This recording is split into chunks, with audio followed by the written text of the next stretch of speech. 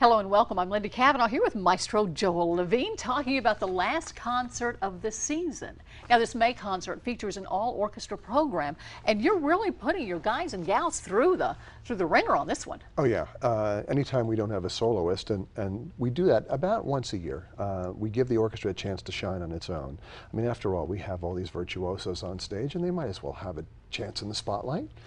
And what are some of the pieces that they're going to be playing? Well, we're going to play a wonderful piece by Aaron Copland. It's called Appalachian Spring. It was originally a ballet, and Martha Graham did it. And it's funny because people always told Copland that they can hear and see and smell Appalachia in this piece, okay? Well, do you know what the original title was? Ballet for Martha. Oh, really? Yes.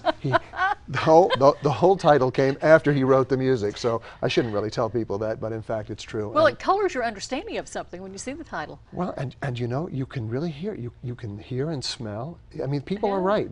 So he didn't know what he wrote, that's all. It's just that simple. And we're doing a piece by Carl Maria von Weber, there's a mouthful, and it's called Invitation to the Dance. And people that know ballet actually know it as Spectre de la Rose. It's the same piece. And it used to feature, as a choreographed piece, it featured a dancer as a kind of a spirit leaping into a window while the young lady slept in bed, and he was the spirit, danced around her with a rose in his teeth and then leapt out the window again. We're not going to do that. But I'll have that image in my mind. We'll just play the piece. But it's a wonderful piece, and it's a waltz and beautifully orchestrated. It's orchestrated by Berlioz, so terrific piece of music. And then a piece by Wagner called Siegfried's Rhine Journey. That alone, this is the opening of Wagner's last work in the Ring cycle. He wrote 27 hours of opera, and Die Götterdämmerung is the last opera. This is the opening of the opera, and our hornist, Eldon Matlick, gets a chance to shine in this. Audience members always panic because composers like to write off-stage solos for players, so the player has to get up and leave the stage, and everybody goes, where are they going?